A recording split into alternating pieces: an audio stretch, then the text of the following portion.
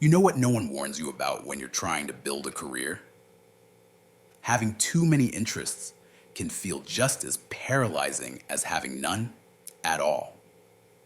You open LinkedIn, and everyone looks laser focused, so confident, so certain. Meanwhile, you're fascinated by design and coding and behavioral psychology and climate science, and you start wondering if you're doing something wrong. But here's the thing, the world is about to reward people like you in ways it never has before, but only if you stop forcing yourself into a career model built for a completely different era. Today, we're talking about the M-shaped future and why your scattered interests might actually be your greatest competitive advantage. Let's start with why you feel so broken. For the last 100 years, we've been taught that career success is a straight line. Upward. Pick a major at 18. Get the degree. Join a company. Climb the ladder. And never, ever deviate. This is what economists call the T-shaped professional. One deep vertical of expertise with just enough horizontal knowledge to collaborate with others. And to be fair, this worked really well when the world was stable, when industries lasted for generations, when you could reasonably predict which skills would matter 20 years from now. But that world doesn't exist anymore. The average lifespan of a company on the S&P 500 used to be 60 years. Now it's under 20. Entire industries are being born and wiped out within a single decade.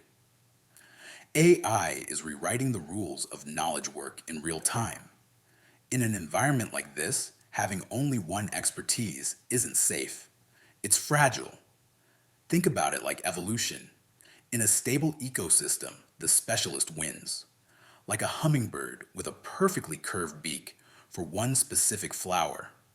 But when the environment changes, when that flower disappears, the specialist dies out. The generalist survives. That's why you shouldn't feel guilty about having multiple interests. Your brain is adapting to the actual shape of the modern world. But here's where most people mess this up. They overcorrect. They become what I call the dash-shaped person, a mile wide, an inch deep. They dabble in everything, master nothing, and end up even more anxious than before. Because now you have breadth without foundation. You're interesting at dinner parties, but you can't reliably create value in the marketplace. So what's the answer? The M-shaped professional. Picture it. Two deep pillars of real expertise, connected by a horizontal bar of broader curiosity. Here's what that looks like in real life. Maybe your first pillar is product design. You've spent years actually shipping products. You understand user research, prototyping, and design systems. You're not dabbling. You're competent. Your second pillar is data analysis. You can write SQL queries, build dashboards, and reason about statistics. Again, real skill, not surface level knowledge. And that horizontal bar? That's your curiosity about psychology, your love of storytelling, your random obsession with game theory. Suddenly, you're not just another product designer. You're the person who can look at user behavior data and notice psychological patterns everyone else misses. You're the one who can turn complex analytics into a story that actually gets executive buy-in. That combination is rare. That combination is valuable. That combination is incredibly hard to automate. The real secret here is something cognitive scientists call conceptual blending. The ability to take ideas from one domain and apply them in a totally different one. A friend of mine studied architecture, then moved into software engineering. Today, she builds APIs, but she thinks about them like buildings, load-bearing structures, foundations, systems designed to support future expansion. Her code is better because she sees the architecture, not just the syntax. Another person I know combined neuroscience with marketing. He doesn't just run ad campaigns, he understands the dopamine feedback loops behind why people click. He sees the neurochemistry inside the conversion funnel. These aren't coincidences. This is the competitive advantage of the M-shaped mind. So how do you actually build this without burning out? Because let's be honest, you can't deeply master two things at the same time while also holding a job and having a life. This is where most people fail.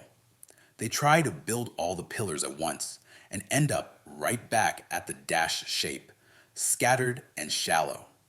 The strategy is sequential depth. You build one pillar first, not forever, but for a focused season, maybe 12 to 18 months. During that time, you're not trying to become the best in the world. You're aiming for professional competence. Can you solve most common problems without constantly Googling? Can someone pay you to do this work? Do you understand how experts in the field think? If the answer is yes, that pillar is strong enough. Now comes the question that freezes everyone. Which pillar do I build first? The anxiety around this choice is real because it feels permanent. It's not. Here's a simple way to decide. Ask yourself two things. First, which skill already has momentum? What do you naturally spend time on? What feels more like play than work? Second, which skill gives you the most economic stability?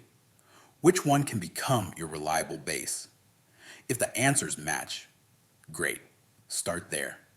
If they don't, start with the stability pillar. Because here's the uncomfortable truth. Financial stress kills curiosity. It's hard to explore psychology, design, or climate science when you're worried about rent, which leads to the second strategy. And this one's controversial. Your day job does not have to be your passion. I'll say it again. Your day job does not have to be your passion. Many of history's greatest polymaths had stable, boring jobs. Einstein worked at a patent office. T.S. Eliot worked at a bank. Philip Glass was a plumber. The job wasn't the prison. It was the platform. It gave them financial security and mental breathing room. A good M-shaped day job has three traits.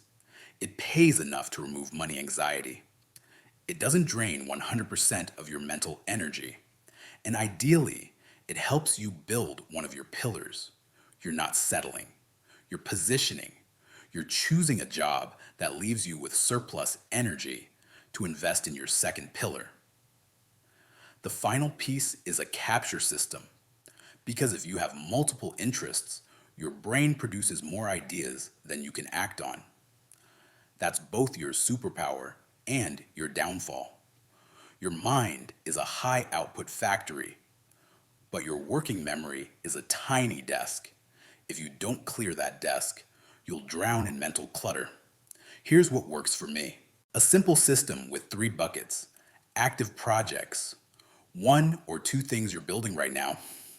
Back burner ideas. Fully captured, not active. And an idea graveyard. Things you consciously let go of. Writing ideas down and releasing them is shockingly freeing. The real magic happens years later, when you're working on something and suddenly remember, wait, I have notes on this. You search your system and there it is. That old connection between behavioral economics and interface design, that random article about how casinos use sound. Suddenly the dots connect into something new, but only if you captured them. So let's zoom out. You are not broken because you have multiple interests. You are not doomed to be a dilettante. The world is moving toward the complexity, and complex problems need people who can bridge domains. The M-shaped professional isn't a compromise. It's the future. Build your first pillar with focus. Use your job as a platform, not a cage. Create a system that gives your brain room to breathe. Pick one thing, go deep, then add the second. You were never meant to be just one thing. You were meant to be the bridge. And if you want help getting started, I've put together a free workbook called the M-Shaped Career Blueprint.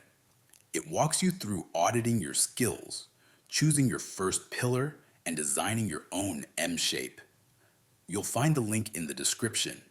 And if you're thinking, my problem isn't too many interests, it's that I quit when things get hard. That's a different challenge. And it needs a different set of tools. I've got a video on building persistence right here. Thanks for watching. I'll see you in the next one.